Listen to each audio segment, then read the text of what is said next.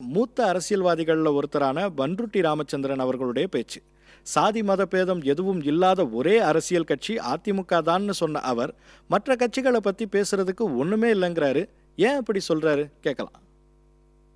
ஜாதி மதம் இனம் மொழி எல்லாவற்றிற்கும் அப்பாற்பட்டு மனிதனாக பிறந்த ஒவ்வொருவரும் ஒரு அரசியல் கட்சியில சேர வேண்டும் என்று நினைத்தால் அது அதிமுக கழகத்தை தவிர வேண்டும். சில கட்சியில முஸ்லிம்களா இருந்தாதான் சேரலாம், சில கட்சியில இந்துக்களா இருந்தாதான் சேரலாம், சில கட்சியில வன்னியர்களா இருந்தாதான் சேரலாம், சில கட்சிகளே முக்குலத்தோரா இருந்தாதான் சேரலாம், சில கட்சிகளே தாழ்த்தப்பட்ட மக்களா இருந்தாதான் சேரலாம். இப்படித்தானே கட்சி வைத்திருக்கிறீர்கள். அரசியல் என்றால் என்ன? அரசியல் பிழைத்தோருக்கு அறம் கூற்றாவதும் என்றார்கள். தர்மம் தான் அரசியல், எல்லாருக்கும் பொதுவானதுதான் அரசியல். அதுதான் உணர்வு தான் அரசியல்.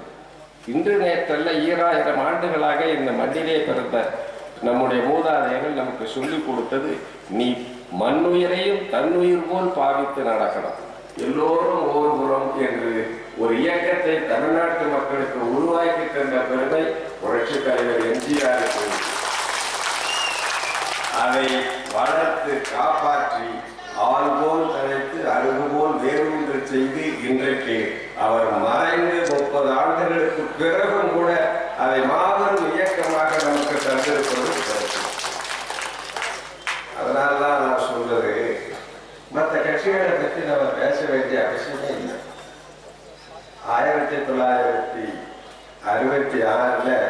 அறிஞர் அண்ணா அவர்கள் இந்த இன்ஜினியர் வேலையை வர சொன்னார். 59 66 வரல 7 வருஷம் இருந்தார். அப்போ இதை பார்த்து எந்த தொகுதியில் நிற்கணும்னு அர்த்தம் பண்ருட்டி தொகுதி தான் என்னுடைய சொந்த தொகுதின்னு சொன்னேன். பண்ருட்டி தொகுதியில எனக்கு சீட்டு கொடுத்து அவர் என்னை ஆதரித்து பேசுறார்.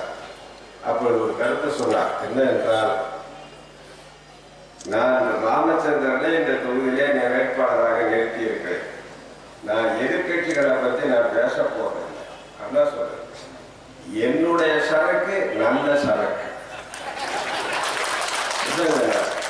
எதிர்கடையில என்ன சரக்குங்கிறத நான் சொல்ல வேண்டிய அவசியம் இல்லை. என் சரக்கு நல்ல சரக்குங்க. அதே போல இன்றைக்கு தமிழ்நாட்டு அரசியல் என்று எடுத்துக்கொண்டால் அனைத்து இந்திய அண்ணா திராவிட முன்னேற்ற கழகம் நமக்கு கிடைத்த நல்ல சரக்கு.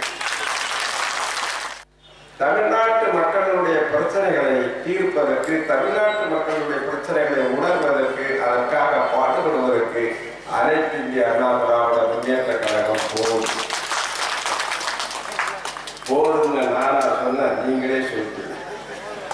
எப்போ நான் நாடாளுமன்ற தேர்தலில் வட சென்னையிலே இருந்து தென்குமரி வரை அனைத்து இந்திய அண்ணா திராவிட முன்னேற்ற கழகம் என்ற பொழுது 39 தொகுதியில 37 தொகுதியில ஜெயிக்க வச்சு. எனக்கு என்ன அர்த்தம்?